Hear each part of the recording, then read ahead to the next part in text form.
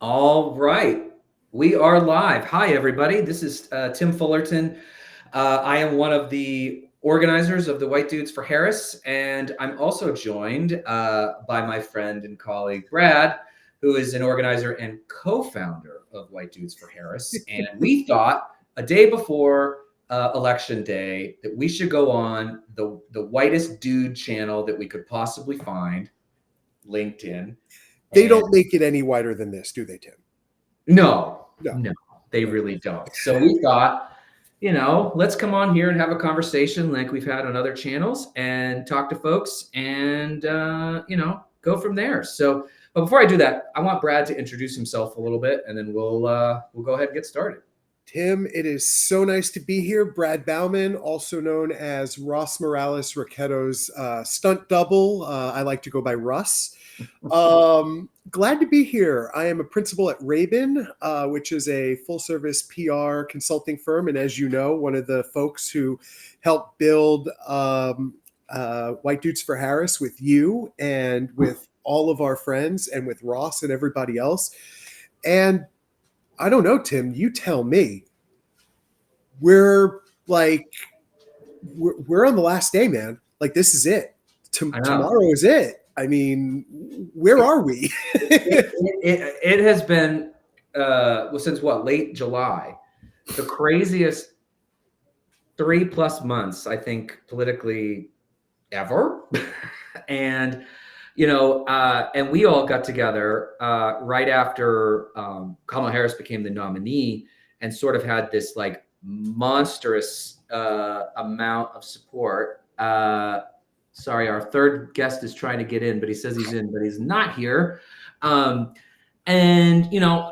think first we should just talk about a little bit about the momentum that we've seen and like the work that's been done by this crew. All volunteers, I should say. None of that scammy pack stuff going on here.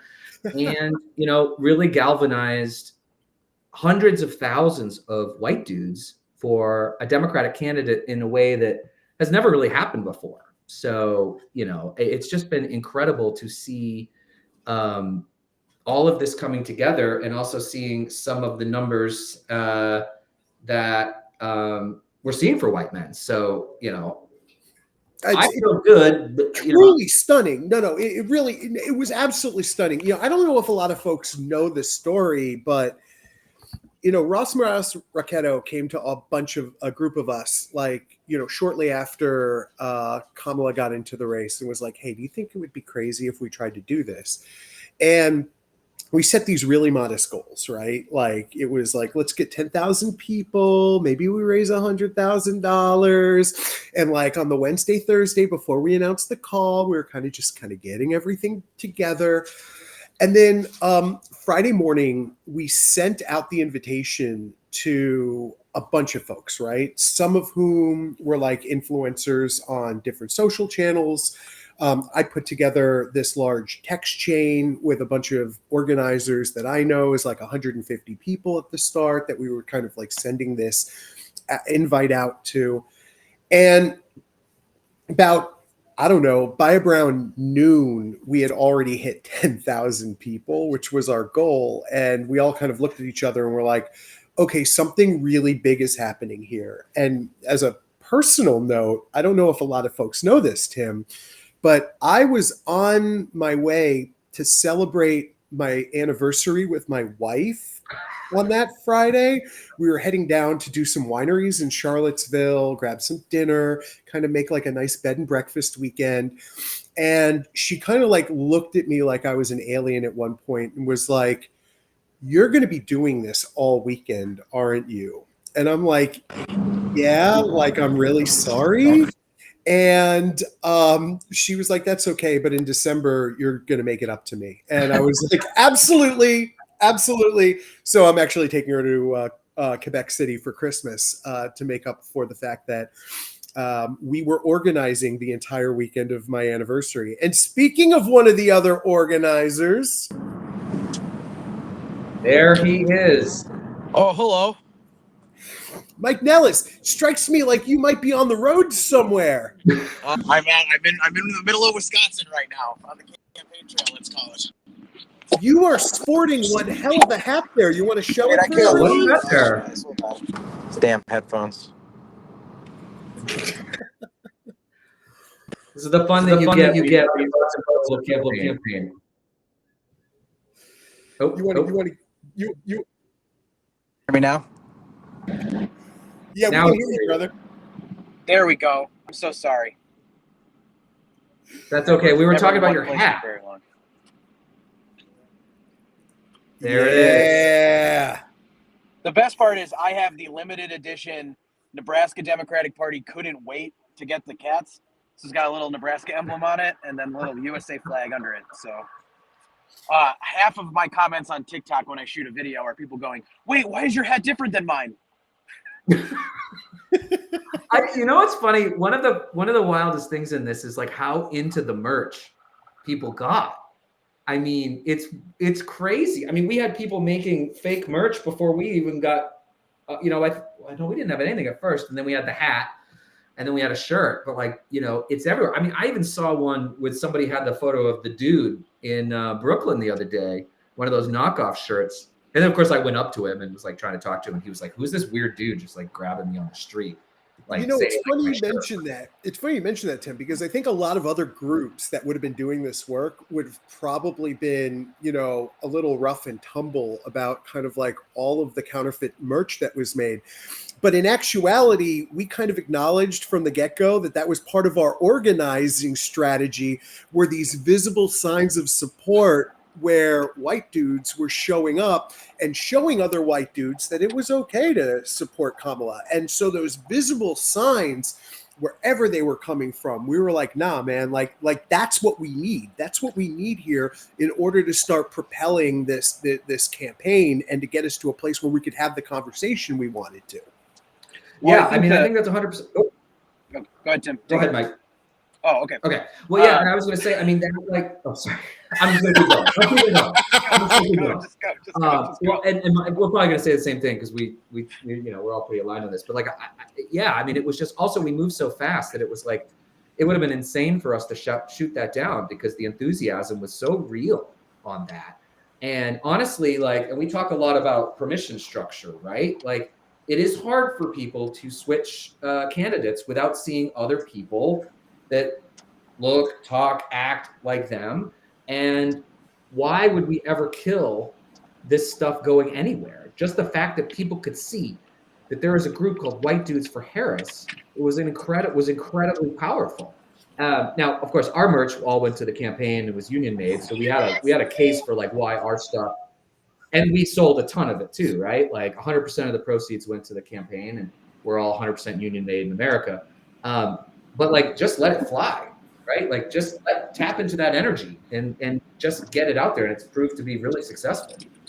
Well, I think I want to add to that, Tim. The other thing is, so many. I've heard this from so many white dudes since we did the call, is that a lot of folks don't feel comfortable in the Democratic Party, don't feel comfortable in this coalition that we're in. And I think one of the reasons that the call took off, but also that the merch took off the way that it did, and the reason that we have camo hats, and I think to a certain degree the reason we have Tim Walz as the style of candidate that he is on the ticket, is because we needed to send some very visible signals that, hey, part of the multicultural coalition that we're building here, yes, it includes black men and black women and Hispanic people and women, but it also includes white dudes, because there are a lot of white dudes who vote with us, and there are a lot more white dudes who would if they felt safe, because they agree with us on the issue. So I think that's why people were like, I got to have that camo hat. I got to have the White Dudes for Harris hat. I mean, I was at a breakfast place yesterday, and I was walking out, and there was a White Dudes for Harris hat on somebody. I kept seeing them yesterday, so it was just crazy. But that's why I think people like naturally gravitated towards a permission structure that they were desperate for. They didn't even know that they were desperate for it because they didn't know how, I think, a little bit unsafe they felt in this coalition. And we've, I think, solved for that a little bit. And then the Harris campaign ran with it, which is awesome. This came up actually when Ross and I did Carrie Twigg and Brad Jenkins' podcast. And we spoke at length about the fact that, one of the things about the Democratic Party's messaging over the last couple of years was they kind of started the sentence in the middle of the sentence for a lot of folks who needed at least a little bit of reassurance that this idea that the tent was wide enough for everyone included white guys as well. And that just because we were bringing in and allowing the voices of so many other folks to really, get centered in our politics, didn't mean that there was less of that or less of an ability for us to do so as well.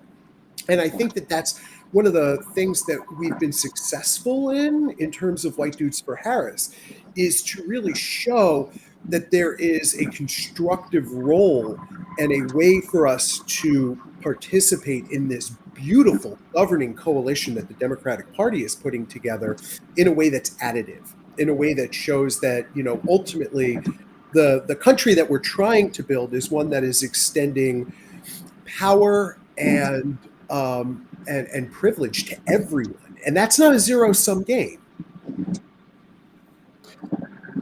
No, it's not. And I want to ask Mike about this because he speaks so eloquently. But like, you talk about like it was sort of like a bomb went off, right, with that first call. And for those of you who don't know, we had 193,000 people on a Zoom or a YouTube call with everybody from Tim Walz and Pete Buttigieg to Jeff Bridges and Mark Hamill, and then just people in all 50 states across the country. And I think, for one, people are excited about Kamala, no doubt about it. Two, like, Democrats haven't done a great job of messaging to this particular segment.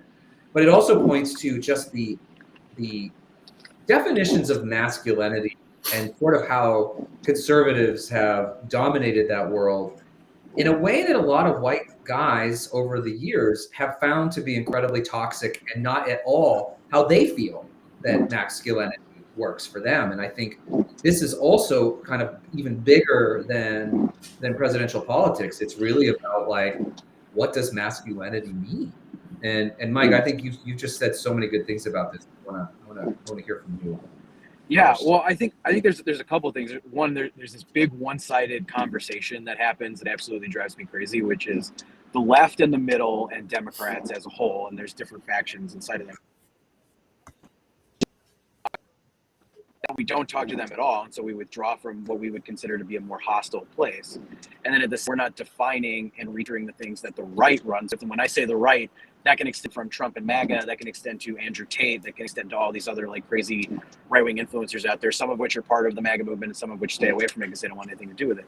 But they interject like, hey, this traditional form of masculinity is good. The reason you're unhappy is because of women and immigrants. And like, it's very, very silly.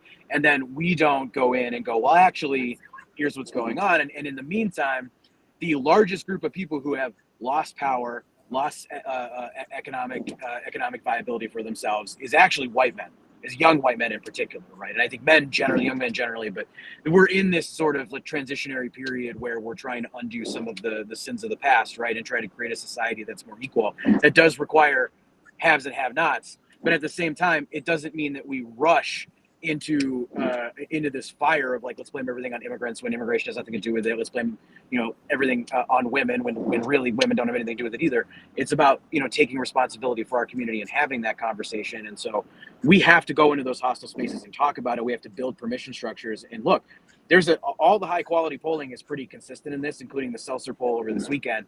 All the coverage from the legacy media is going to be about how Trump gets washed out with women and how big the gender gap is. Something that is not being seen. If Kamala Harris really broke up in this race, tomorrow we're going to win Iowa or tech crazy like that, which I'm not really predicting. I don't think is like a 0%. If that's happening, it's happening because we drove up our numbers with women tremendously, and we brought home and did the work to make sure we maximize our numbers with black men and Hispanics, et cetera. But it's also going to be because Kamala Harris is going to outperform Joe Biden and Hillary Clinton with white men, college educated and non-college educated. And that is a testament to the fact that they engaged, they built a policy agenda for them, they went into these spaces and had those conversations. I think things like Kamala Harris going on Fox News makes a big difference. Tim Walz going on Rich Eisen show and a whole bunch of other places. Like, that work matters. And again, the MAGA movement can only exist if they maximize their numbers with white men. That's the only way it works, is if they create enough resentment and they tap into it. And if we take even 3, 4, 5% of it away from them, they can never win a national election that way. It forces the Republican Party to moderate. And I'm a little bit excited for tomorrow. Like, I think Kamala Harris is going to win, but I'm excited because there's just that small chance that we break this thing open and we expose Trump for a chump, which will then force the Republican Party to moderate in some way, or they'll make the mistake and go deeper down the rabbit hole, which would probably be net bad for the country, but net good for our electoral prospects in the future if we keep doing the work. Because that's Now- what the Harris campaign did. They did the work. Now, conversely, Mike, and agreeing with everything you said, I think that one of the exciting things for folks like us who have been in the political industry for so long is that while we're classically trained political strategists, we're also the ones who had been fighting this battle over the years around the need for the party to compete everywhere, to talk to everyone, to move the messaging, and to move the way in which we construct these campaigns in such a way that we ensure that the other side didn't hold a monopoly over communications in parts of the country, did not have a kind of stranglehold the way that they've had over the way that people have been consuming media. And what we've seen with the Kamala campaign is that under her leadership, under the leadership of her campaign, they have inherently gotten that. And they've really put into practice this concept that we can compete everywhere, that we have to compete everywhere. And from a communication standpoint, having yelled about this for basically my entire adult life, it's been really gratifying to see them do it, to see it happen, and to potentially be seeing the fruits of those labors, like you said, in some of these early vote numbers that we're seeing that are pointing in the direction of the fact that the campaign is, in fact, over-indexing with white dudes than they have in previous cycles. Yeah.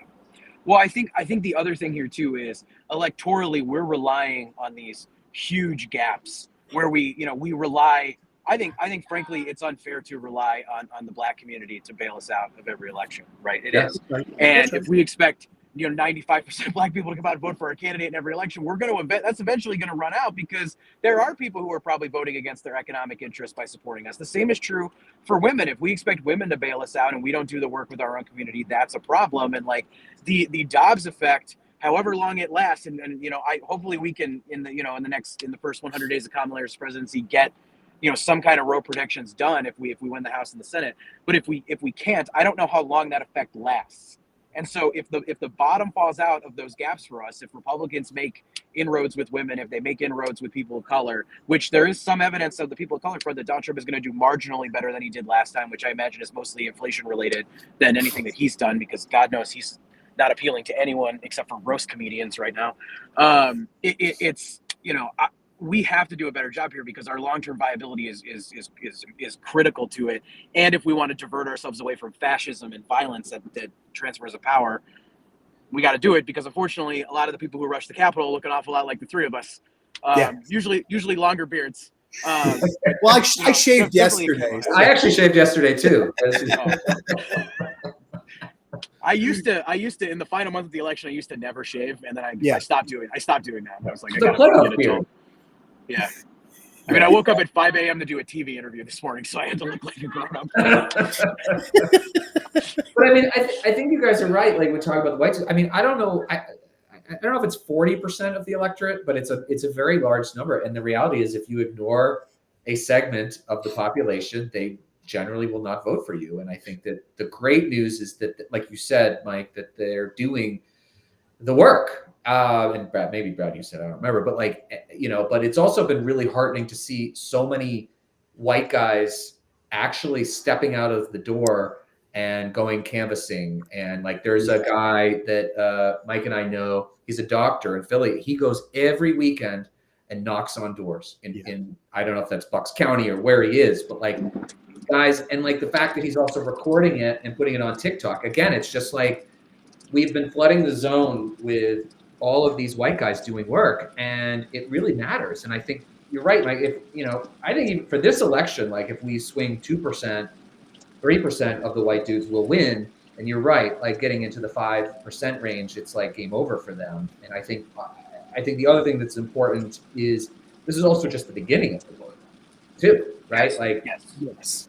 There is going to be a lot that's going to be done that's not going to necessarily be political, but it's going to be all sorts of things. But I think you're right. Like, I think we're going to see really positive results tomorrow on white guys, which just opens up the door for more opportunities for us to be able to continue to engage and to build that base back that we used to have. Something that Mike said that I also just want to echo, and I think that it's important for us to really underscore this point. When we think about the existential threat to our democracy, the thing that we have been worried about, the thing that we've really been focusing on, we have to acknowledge that the only way back from that precipice is to communicate and pull off the ledge a bunch of young white guys. It's those folks who are really feeling the economic impacts, the insecurities, the feeling that this world is not working in the ways in which they thought that they were told that the world should be working. And for us to engender some confidence in democracy with those folks, it's the only way that we're really going to fight back kind of what we've been seeing, which is this very large and scary group of folks who are telling us, by virtue of the fact that they're supporting Donald Trump, by virtue of so many of the other things that they're telling us in the body politic, that they simply do not have any faith in the democratic system anymore. Well, Yeah, and I want to go that's back exactly to right. Okay, I'll run with this one, Tim. So one of the things I wanted to go back to something that Tim said that I think is important, and then I'm going to piggyback off Brad too, is like one, like the way that political change happens is it's like, and there's this old Barack quote, if you it's like a room, you can change a city. If you can change a state, you can change a country, right? And to me, it was like all of us individually, and there's like 10 of us, a group of people that have been, some of which have been public, some of which haven't. We all had the idea for a white dude's ball. All of us at some point were like, we should have a white, like, black women are out there doing amazing stuff, raise incredible amount of money, and by far blew everyone out of the water. But like, why don't white dudes have that? And none of us had the guts to do it. But Ross said, I'm going to be the one to do it. I'm going to step forward and do it. And I went to bed the night before after going to a fundraiser going, that's a great idea, but I'm not going to do it because I don't want to be the one. Put my head on the pillow, woke up to an email from Ross and was like, oh shit, yes, I want to do that. And so then we did it. And because the 10 of us did a bunch of work over a weekend and alienated our spouses and ignored our kids and like all that stuff, and posted stupid memes, we did that, and 190,000 people joined that call. And did 190,000 of them go off and do something? No, but a couple hundred of them did. And that's how we get the guy who's not, I forget his name now, the guy who's knocking on doors in Pennsylvania. That's how we get our buddy Kyle, Tim, that's out there raising a ton of money for local Democratic races. That's how we get our buddy Vic, who is a 56-year-old white guy, a gun-owning white man who's voting for Kamala Harris and was featured in one of her closing ads talking about that, right? And that's how it happens. And then on top of all of that, the Harris campaign, like 4 days later, picked Tim Walz to be on their ticket, who was on our call. Yeah. And again, I'm not taking, I like to joke that there was a white dude's bump for Tim Walz there, but we created that permission structure, and then we created change in ways we couldn't have possibly imagined, because it was just we threw a boulder into a pond, and it created a ton of other ripples, and like, you just have no idea. And meanwhile, we've completely broken the right wing. They cannot handle this. Brad, you talk about this all the time, but like, they have lost their goddamn minds when it comes to us posting the dumbest memes. And I really liked Donald Trump's joke at the Al Smith dinner. I thought it was really funny. But mostly I'd heard it 1,000 times before then, though. But it's pretty amazing. And now, Brad, to your point, and then I'll give it back to you guys. It's now so important. Like, let's say tomorrow that Kamala Harris wins, which I believe that she will. And let's say she wins because we moved a lot of white dudes, particularly young white men, back into the fold. Now we have to deliver for them, and then we have to communicate it to them. And that's why it's like, I'm really excited about this, because the last 2 times the Democratic president took over, they inherited a crappy economy from the Republicans and then paid the political price for that. And right now, as much as inflation has been a problem, it has cooled. We have had a soft landing. The economy looks like we may have a few years of stellar growth. An incumbent Democratic president running for re-election record who can articulate it like Kamala Harris did is a recipe for winning these people back and building a long-term coalition. And if I were the Republicans, I'd be absolutely terrified by that. Absolutely terrified by that, because we're not inheriting. It's not 2009. The economy isn't collapsing. It's not what year did Joe Biden win? 2020. I have no concept of time. It's not 2021 where the economy, the unemployment is double digits and people can't leave their homes because of the pandemic. Like, this could actually be like kind of an exciting moment if we deliver for people and we communicate it properly, because Democrats don't always do a good job of talking about our wins. And I'm going to rant about one more thing. I'm sorry, but the video of Barack Obama. Rant away. the Barack Obama being like, we didn't send you, when we sent you checks, we didn't put our names on it because that's the right thing to do. And I'm like, no, if we send people checks, put our names in it. It should be bigger than the amount of the check.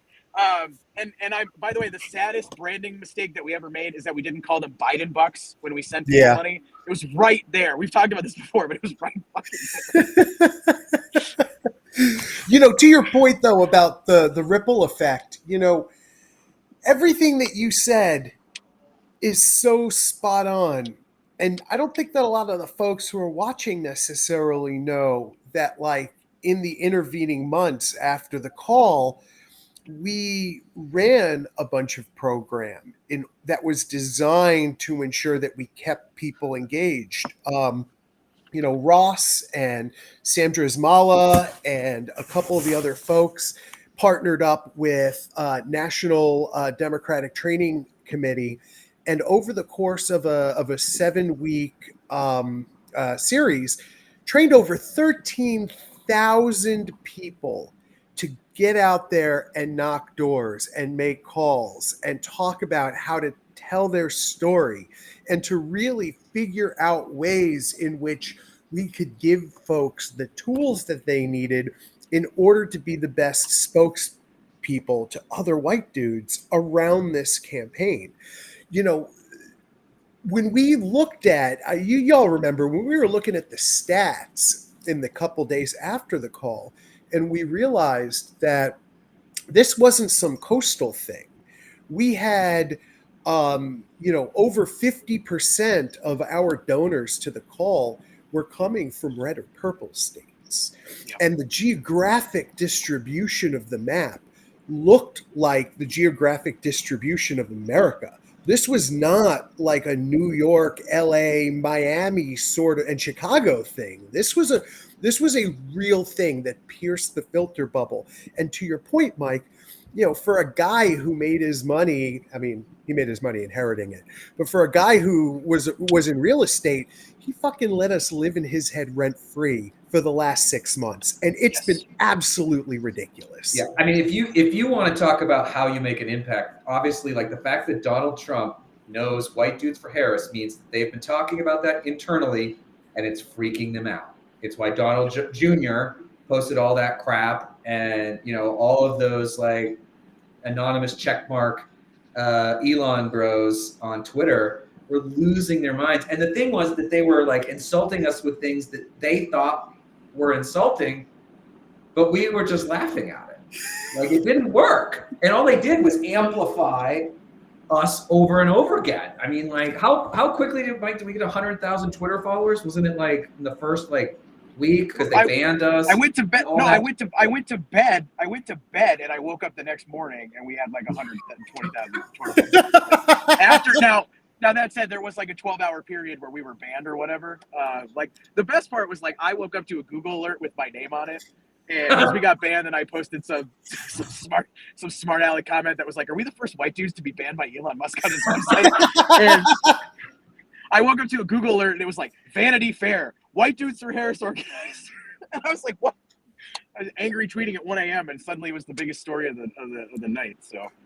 But yeah, I mean, listen, that doesn't happen if we're not doing something meaningful. And I think that we make this mistake all the time as Democrats. And like, I don't know if it's like a relic of, getting our clocks cleaned by Reagan or Nixon or like God knows what. I don't know. I wasn't even born yet when those things happened. But we're so afraid to play on their turf, what they perceive as their turf, and so we lose. And like that's a mistake because Barack Obama performed very well with white men. He did. Yes. College educated and non-college educated. And Kamala Harris is going to do the same. And some of it's that listen, I love Hillary Clinton. I think she would have been a good president. She was not a very good candidate. And people didn't like her, and some of that was unfair and some of it was fair. But there's something to be said about going back and engaging with this community and introducing them to new faces. And Kamala feels new to them, even if she's been the VP for the last 4 years. And part of it is like, I'm excited for the future of the party because like our bench is incredibly deep. And like, I believe Kamala wins tomorrow, 4 years, 8 years, then we've got an open race again. God knows when dates will stick up, but we'll still have Gretchen Whitmer and Pete Buttigieg and Wes Moore and like all these leaders will still be there ready to go. And they are very good at communicating. Whether or not the Republicans catch up to us, I have no idea, because their next person in is like Vivek and Marco Rubio. And God love them if they want to run JD Vance for president in 4 years. God love them if they do. So I wouldn't be. I'm I wouldn't be interested to surprised. hear what y'all. I'm interested to hear what y'all think about this. One of the things that we've kind of talked about a little bit is it feels like this entire campaign has really been an effort to reclaim a lot of space that Republicans have kind of taken as their own, have said is kind of their place, when in reality, not only is it not their place, but they're kind of standing as the antithesis for it. I'm thinking about freedom when I'm thinking about that conversation. And I'd love to hear y'all talk a little bit about that and what that's meant to have as kind of like a central part of this party's message this time around. I can jump in on this because I talk about this all the time. But it's, to me, it's like there's 3 things that Republicans own, maybe 4 things that Republicans own all the time that I hate, that we should take back. And it's family, freedom, privacy, and patriotism. I want those 4 things back, and I'm tired of giving them away. I love this country. This is a great country filled with amazing people, filled with awesome stuff. And I'm tired of being told that I hate it because I'd like it to be better.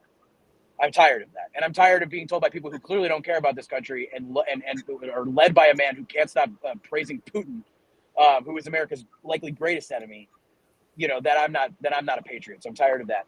Family values is something that's really important to me. I have a great family, a beautiful family, and I'm tired of being told that I don't have family values. And I'm tired of being told that family values is this BS Leave It to Beaver stuff, where it was fake and manufactured for TV, and it's not real. I'm tired of them telling me what my family can look like, who I can get married to, how I can have my kids, what rights my wife has. That's not freedom. That's not family. It's not right. And I want that stuff back.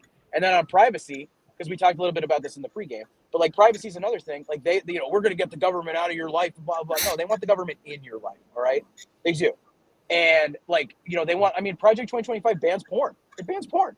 Right. And you do what you want to do in the privacy of your own home. I could care less. And I don't think it's the government's role to do that, in the same way that I don't think it's the government's role to tell a woman what to do with her body. So it's these guys want control. They want to drive us to this pseudo nationalist Christian thing that they're obsessed with. I don't even know. And I know that Donald Trump doesn't believe in any of it. I know that he doesn't believe in any of it. He only cares about winning. No way. Yeah, No there's way. no way. But because he's so desperate to win, he will say yes to anything, and he will align himself with the worst people. And that's what you see. And if he wins, he's going to put some of the most terrible people in positions of government that'll do God knows what. So yeah, the party of personal liberty and personal freedom. It's a crock, right? Like you said, they want to ban porn. They want to ban IVF. Right. People who want to have children, they want to take that away from people. And I still can't understand. I get it, but they want to insert themselves in your lives everywhere. Trump's tariffs will cause video games to cost 20% more. Even those things, there's all of this stuff that they want, and especially, in not allowing women to make healthcare decisions while we're seeing women dying. Yeah. There was another report of a woman in Texas who went to 3 emergency rooms because the doctors did not want to perform, I believe, a D&C, and she died. So the family, I don't understand how that aligns with family values, because it doesn't. And I think that's been one of the biggest misnomers, that they have convinced the world that they are the party of freedom and liberty, while also Donald Trump calling America the world's trash can, which means we're all trash. And I think people are waking up to it, right? And I think that's part of it, is that people are waking up and realizing it's a crock. And also, I'm told that family values only matters until the baby's born, because these Republicans care so deeply about the sanctity of life. And don't get me wrong, look, I grew up Catholic. I struggle with my relationship to abortion rights and access, but ultimately I come down on the side of, I don't want the government to make that decision for anyone. I want it to be between a woman and her doctor. And that's where I land, and I think it is really important. But I also want to make sure that kid is taken care of when they're born. And it's just the minute they cut the umbilical cord, they stop caring about them, and I can't stand that. I'll take it one step further, Mike. Go ahead. I'll take it one step further.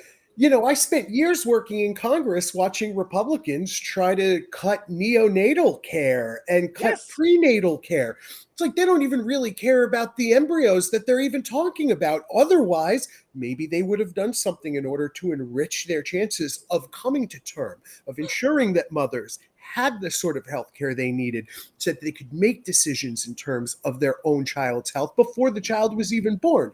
These folks do not care about anything other than the religious implication that the far right has told them they need in order to secure their support long term. That's what this has always been about. Well, where is Donald Trump's plan to do anything about rising infant and maternal mortality rates? Where is Donald Trump's plan to do anything about the cost of childcare? Because childcare in this country is ridiculous. It is completely ridiculous, and it is one of the primary reasons that someone who might get pregnant or might have one kid and accidentally, whatever happens, they get pregnant again. And they're like, we can't do this. This will destroy us. And they make a very difficult decision. And the other thing that drives me nuts is like, look, I've never been in a situation where like I've had to have that conversation with a partner, but I have been in a situation where my wife had to have a DNC because we had a miscarriage. So I know a fraction of what it's like. It just, those are really difficult conversations. And I think the way the right frames it is, it's being used as contraceptive. So like, people are just out there and nobody's using it that way. These are really difficult decisions that people are making, that women are making. Yeah. And it's just, it makes me so mad. Absolutely.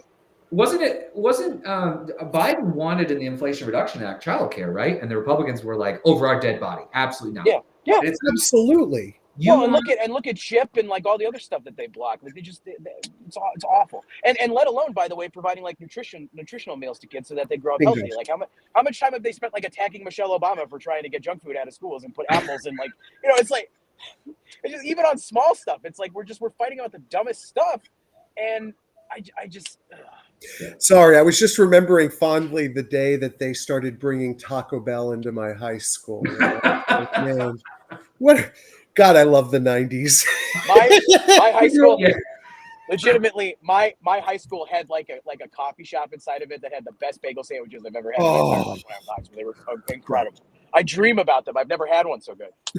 And they were like, and by the way, they were like 85 cents. So thanks. Oh yeah, absolutely.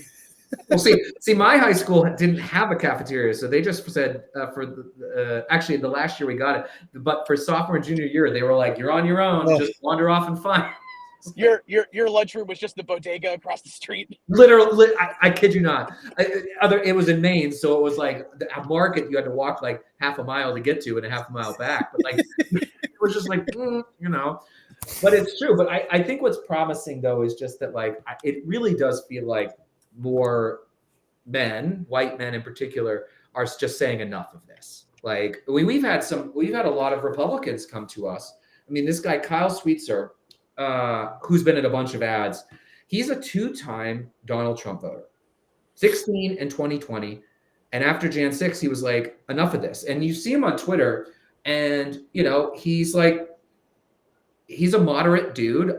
We definitely don't agree on things, but like, he's saying enough of this. Like, that's not the party that I want. And I think there is not even a sliver. I think that there is a good percentage of these guys who have finally like seen that like there is a different path. And I think the campaign, I'll take a little credit for ourselves, but like creating, like showing like, no, you can be in the Democratic Party and not necessarily align with everything. But like the other side, there's like no dissent. You have to follow a very strict and narrow definition of what they want the country to be. I think we're going to see tomorrow into Wednesday like that people had enough. I think there's a lot of folks who are tacitly understand that what Donald Trump represents is a bad deal for their pocketbook. Yeah. The truth of the matter is whether you look at the tariffs, whether you look at his economic policies, whether you look at his tax policies, I think a lot of folks, and by the way, you don't have to believe me. Just listen to Elon Musk, because he said so this weekend. Yeah. That legitimately there would be major short-term implications, specifically on the tariffs issue as it pertains to inflation, because companies are going to pass off the extra costs to folks like us, and it's just going to make a bad situation worse. Yeah. But there's a second piece here that I don't think people really truly have wrapped their minds around, which is democracy is good for business. Business is at its best. Yeah. Business is at its best when things are predictable. When things are predictable, I know I can borrow money. I know I can grow my business. I know where my profits are from. I know who my clients or my customers are going to be. And even in the first term, we saw these rapid, crazy swings in the environment caused by the chaos at the top of the ticket. And the truth is that in a second term, all of that becomes magnified and so much worse. Well, and let's Yeah, and, I mean, and if we're gonna talk about economic theory for a second, like let's talk about when Elon Musk says there's going to be hard times coming. What he's really talking about is destruction, right? Like he wants there to be economic destruction, which there are. I mean, Schumpeter has like great arguments for that. I'm going to use my MBA for a second, which I'm very excited to finally use in a political conversation. But like it there's an argument to be made for creative destruction of different aspects of the economy. Like AI is going to cause that type of destruction for sure, just by by nature. When the government tries to do it themselves, and there are times when I think it's worth considering doing that. For instance, like the government basically destroyed the tobacco industry, which I love them for. The people who benefit the most in the short term and in the long term are the people who already have money. Because if you're Elon Musk or a bunch of already rich people, and you go through, you're going to go, okay, change the way that the American economy works. I would assume the economic argument for the tariffs, not that either of them have articulated this, would be that it will force American companies to be able to do things more cheaply so that there'll be more American-made things. That's fine. That's a 5 to 10 year style change that they're going to try to do overnight. And the people who are going to make money are going to be people like Elon Musk, who could drop $1 billion into a new business to try to suddenly start making all the widgets that we're getting from China right now. And so like That's right. That's not going to help people. It's going to destroy so many people before you even get there. And then Elon Musk will have a few more $1 billion in his pocket. Like that's what it'll be. Well, I mean, there's another piece of this that I don't think people fully understand either is the Trump plans for mass deportation of all undocumented workers. There was an article in the Washington Post last week. Well, first of all, the cruelty and the inhumane aspect of it, just put aside for a second. They came out with a report that basically said that Social Security will run out of money in 6 years if Donald Trump pushes through both his tax cuts and the mass deportations, because undocumented workers contribute about $85 billion a year to Social Security and Medicare. Wipe it out. It's gone. But also all of the small businesses that will be destroyed, because who are all those people in those kitchens? Who are all those people in the fields doing work that a lot of people don't want to do? Like our restaurants and so many other businesses are going to go under, and the cost of basic necessities would skyrocket if he got to implement. Like everybody would be affected by this, and it is incredibly destructive for an economy that's doing very well. Like the narrative's not good on that, but you look at inflation being just over 2%. We've created jobs for 4 years straight. Everyone in the world looks at the United States and says, you guys got it right. And that is because of Joe Biden and Kamala Harris and Democrats in Congress. And he wants to undo all of that. It would be devastating. I don't think any of us. Go ahead. Take it, Brad. No, I was just going to say, none of us want to diminish the real feels that folks have in terms of what inflation has meant to them. We all have felt it ourselves. We know it. Every single time we go to the gas pump, every single time we go to the grocery store. But there is still this fact that when you look at what has happened in the United States versus what has happened abroad, Tim, you said it. Our recovery has been nothing short of extraordinary. Do you know when the last time we've had 48 consecutive months of job growth was? The answer is never. It's never happened before. And so, like, when you stack that up, you have to say to yourself that the fundamentals of what's going on here need to be preserved, don't need to be blown up, need to be built upon. Mike, I didn't mean to cut you off. No, you're good. There's a delay, I think. So I think that's what's happening. Either that or I can't shut up. Equal parts likely. No, but it's a perfect storm for completely destroying the American economy, right? Because you'll no longer be able to get cheap goods from outside the United States. Everything will be more expensive because of the tariffs. And Donald Trump has no idea how tariffs work. That is extremely clear to me after listening to any time he's ever talked about tariffs. Although he does call it the most beautiful word, even more beautiful than love and God, which is an incredible Trump line. But then on top of that, you're not going to be able to get any cheap labor in the United States either because we're going to mass deport people, which functionally, I truly, at the end of the day, I don't believe that Donald Trump plans on doing either of these two things. I think they just polled well with his 46% of people that he has. It's just it's just bad politics and bad economic policies, excuse me. And to me, it's like, okay, inflation is bad. I agree. Inflation has hurt a lot of people. All right, grocery prices are ridiculous, but Donald Trump doesn't have any plan to address inflation. Doesn't have any plan to make prices lower. Nothing that he's proposing is going to do that. He doesn't even claim that they're going to do that. Like, he doesn't say that. He's making it out like these are just things he's going to do, mostly because it's things that his base wants to do, right? They hate China and they hate immigrants, that which is a lot of what a good chunk of his base does. Not all of them. I want to be clear. Like, most people, when they're voting, even when they're voting for Donald Trump, are still just trying to figure out which candidate's going to be better for them.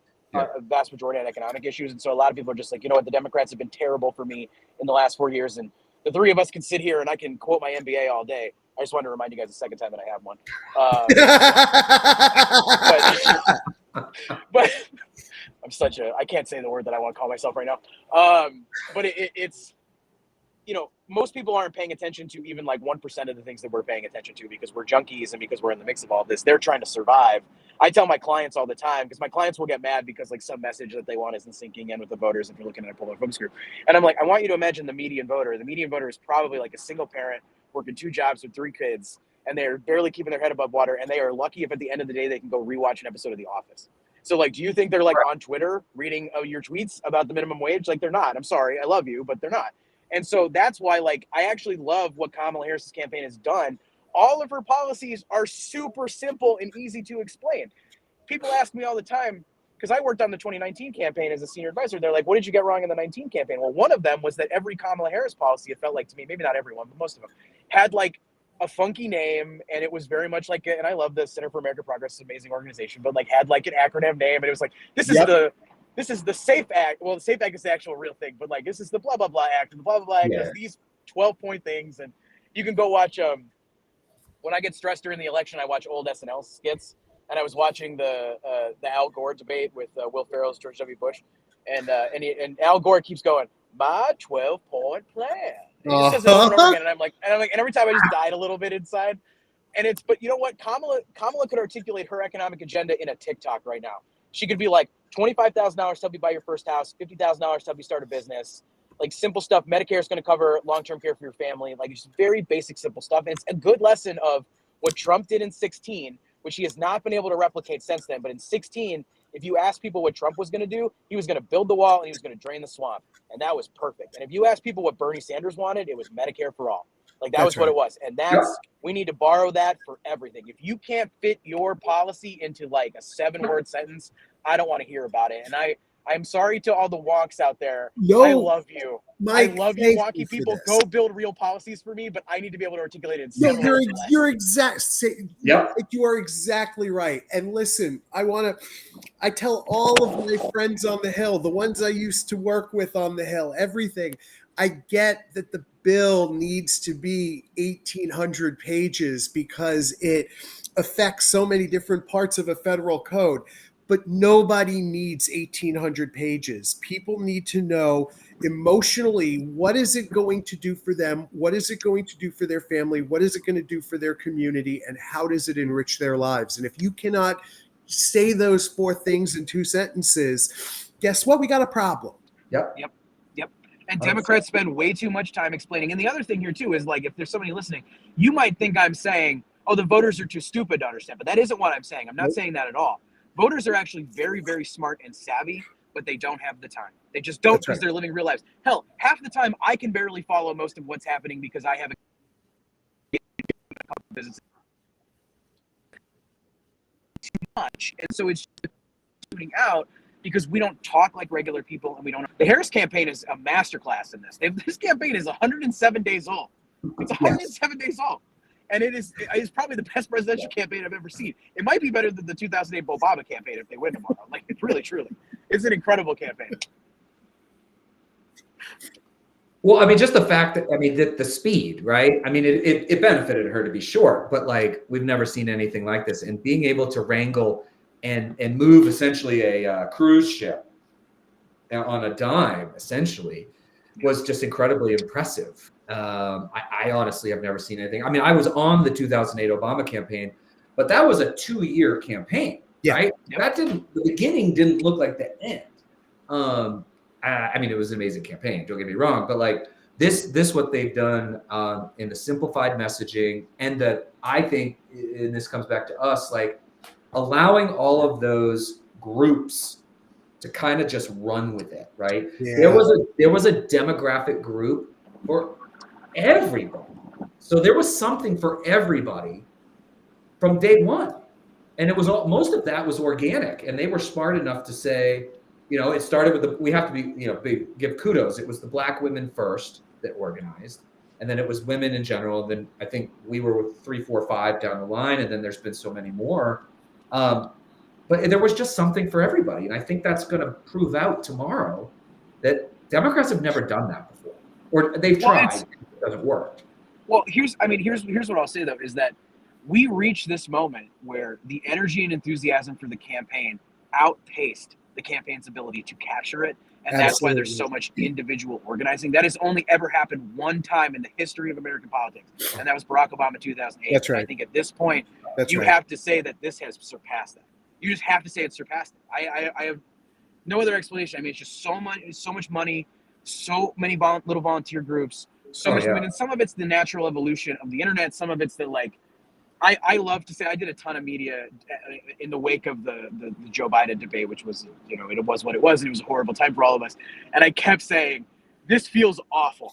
This feels awful, but I cannot wait for the rebound, because I knew that was going to hit like crack. Like, I knew it was going to feel so good. And I didn't predict as well as it's done, because it's just been unbelievable, and it keeps hitting highs I never expected. But like every action is an equal and opposite reaction. As bad as we felt, it felt that good. For folks who don't necessarily know, who might be listening in, you know, what Mike is talking about, and the reason why you have heard all of these very hopeful, cautiously optimistic signs from all of us who kind of have done this for a long time, it's because this energy and this excitement that Mike is talking about that really kind of transcended the 2008 model has not just kept pace with, but we saw this weekend has resulted in thousands and thousands of people showing up in swing states, knocking doors, doing GOTV. My buddy Adam Connor, who took time off from his job to go run as regional field for South Philly, sent me a picture of a line around the corner and down the block to pick up packets to be walking in neighborhoods. It looked like Black Friday. Like, legitimately, you'd think that these people were buying TVs on Black Friday and they're picking up packets to go knock on doors. It's astounding. It is absolutely astounding. It's crazy. We may break the record for turnout tomorrow. I don't know that we will, but like we may. It's gonna be crazy. And again, I don't want to fill people with a bunch of false confidence either, by the way. No. I still tend to, everybody's really excited after the Ann Seltzer poll, and Ann Seltzer is the Pope of polling. Don't get me wrong. And I said this over the weekend, so I'll say it now. But like, if Kamala Harris wins Iowa, I will put a photo of Ann Seltzer in my house, like my grandfather had one of Pope Francis. Like, I will 100% do it. It will be there every night when I eat dinner. But I do think it's going to be close, but I do think it's like this perfect storm of like the Trump campaign is just melting down in this final week. There's no discipline, no coherent message. They have no field operation. They outsourced their operation to Elon Musk, who kidnapped workers. Legit. This is a legit story. This is a legit story. They kidnapped workers, didn't tell them where they were going, didn't tell them what they were doing, drove them to Michigan as an example of a battleground state in the back of a U-Haul with no seats.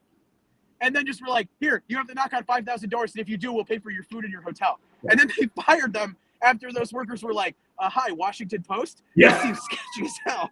And that's the Trump campaign's field operation. Meanwhile, the Harris campaign knocked on 800,000 doors in Pennsylvania alone on Saturday. Just Saturday.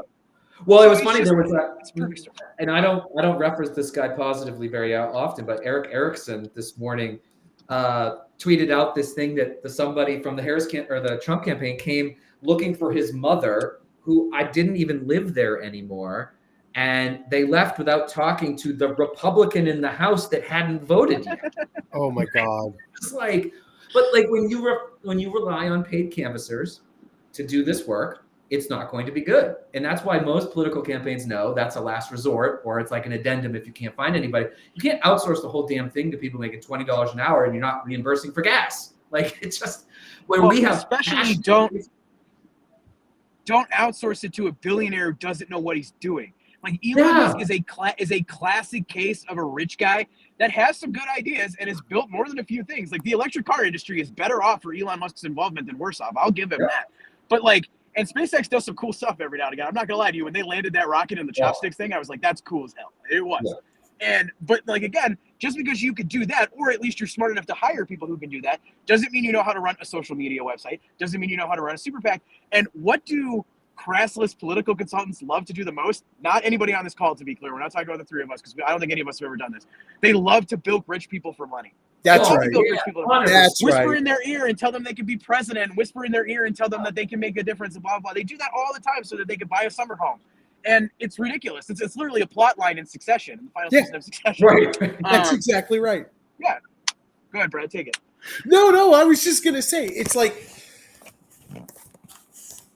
I don't know. I was reading, and for folks who want to get like a really good story, take a look at the Tim Alberta article from this past weekend about the implosion inside the Trump campaign.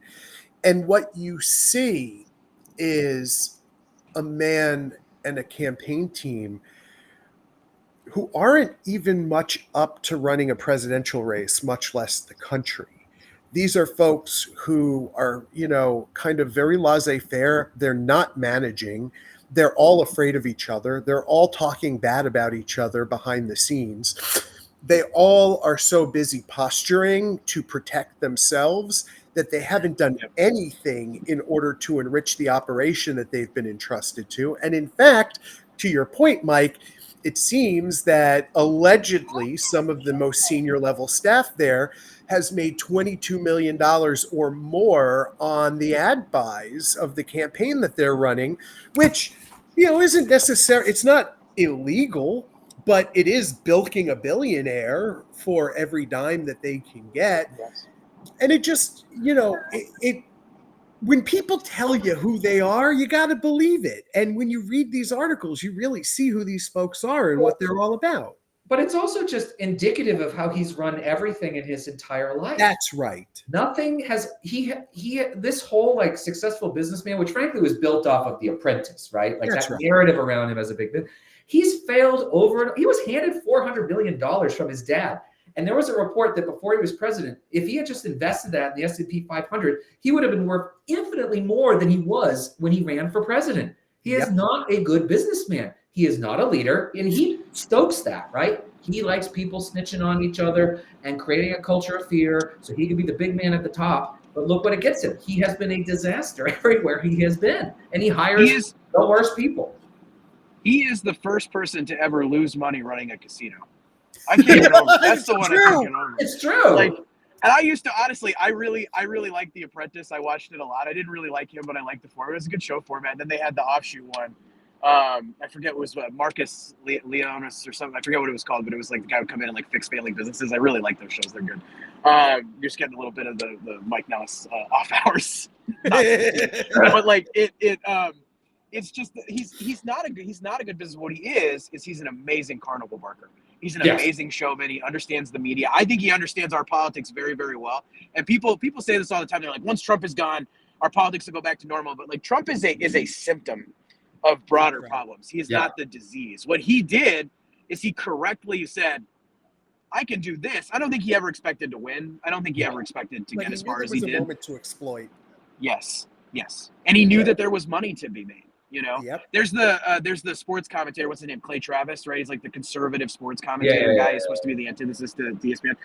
He has like a college buddy that came out not too long ago and was like, I went to college with him, and it was like 5 or 6 years ago, right when he made the pivot to being like super conservative. And he sat me down and we were having drinks, and he was like, I think I've got this whole plan where I could just completely pivot to being a conservative, and I could just get all these people because there's no voice here, and I'll just do that to like make a bunch of money. And like, there's a path there for that, and Trump saw that path for himself to be like, I'll be their famous guy, I'll be their billionaire, and I'll just tap into whatever I want and drag them along. And then it did way better than I think he ever expected it to. But I mean, he's very, very good at that. There are things worth studying and learning from him for the future of like how we succeed in a 6-second attention span environment, in a TikTok world. He's I would say the culture has now moved past him. And it's why Kamala actually does better, in my opinion. Like, Kamala is a TikTok candidate. She's amazing. That TikTok she did with Maya Rudolph this weekend was phenomenal. But that, I'll stop yabbering on there. No, I think it's right. Well, there's a few of them, right? Candace Owens was a progressive before she became the most right. That's exactly right. Money to be made there. Tulsi Gabbard was Democratic member of Congress and a Bernie Sanders supporter. I would argue that she was always this way. She came over to the Dem side to win a race, and then she went back. But yeah, it's 100% the same thing. Or RFK or any of these people. So, well, guys, we are over an hour, which I knew that this threesome here would have no problem getting to an hour. So, but I think we all have other things to do. I don't know if you guys have any parting words you'd like to say before we wrap this up. I think we got it pretty well covered. I think just thanking everyone who joined us, seeing some of your comments and your let's goes and, everything, thank you, because honestly, we were 10 guys who basically didn't know better not to put our asses on the line by trying to start something big. You all are the ones who took that something big and turned it into something amazing by talking to your friends, by talking to your families, by being out there every single day and making change happen. And it's just so incredible to see and feel the way that we do today, even with that cautiousness that, we should have, because anything can happen tomorrow. But thank you all for being a part of this. And Tim, Mike, what a hell of a ride. I tremendously enjoyed every minute of it. So fun. It has renewed my enjoyment of my profession for the first time in a long time. Truly. Which I really appreciate. Well, I'll echo everything that Brad said and just say thank you. And I really want to thank people for two things. One is all the things you did that nobody else saw. Because I just know. I just know that all of you had little conversations with a high school friend or like whatever, the people you reached out to. I know that you did that, and I know that it made a difference. And I know that those are the most uncomfortable things to do. Damn right. And the second thing is I want to thank everybody who liked our memes the weekend before the White Dudes call, because that 48-hour period might be the highlight of my entire career, was me coming up with stupid memes and having these two tell me why they were too stupid to post. And if you don't believe me, I have a folder of rejected memes that I'm allowed to post after the election is called he's got read receipts. Oh yeah. Well, from my perspective, it's funny because I'm a little bit different situation. I had actually been out of politics. I had done the Obama thing. I was in the administration for 5 years. I went back into government for a year and a half in the state of New York, which was, it got me to WeWork, so it's fine, but it was probably not the most inspirational period of my time. Yeah, was it a good time or a bad time, Tim? On this call, amazing. Offline, we could talk about some of the other things. We did work on great things, but so I was a little disillusioned. And then when I got the call, I think I joined you guys 6 hours after you started, and I was kind of like, yeah, I'll do this. And it's just renewed my my love of policy and politics for the force of good. And working with you guys and just everybody. Like, we have a Facebook group that's a little wild, but if everyone wants to join it, White Dudes for Harris. But just seeing the enthusiasm and the excitement and like what people are doing, it just like it makes me very hopeful, and I'm so glad to have been thrown back into this. I didn't even think of the implications of my business, which is mostly B2B. I'm sort of like, no, I'm doing this. Yeah.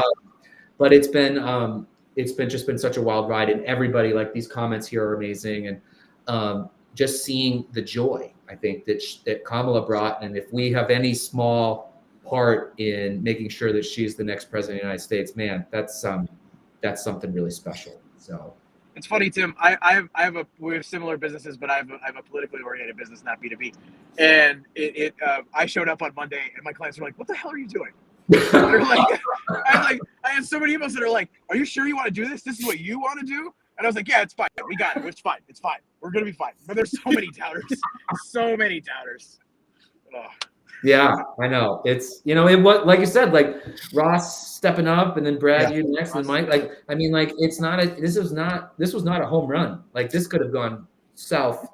Last thing I'll say on this is, Ross sent that infamous text to all of us when would have been either late Thursday night or early Friday morning. We were all second guessing, and we were all having a little bit of a hem-ha moment. And he sent that text message, and it was like, look, yeah, it's going to be a little lumpy and bumpy because we're going to be the first that are out there doing that. And that's the way that it always is when you're the first out there doing something like this. It feels weird, and you're going to take some knocks. But at the end of the day, like, this group can actually do it in a way that might yield results. And he did. He made me feel a lot better about the world after that. And I was like, you know what? Fuck it. We're in. Let's go.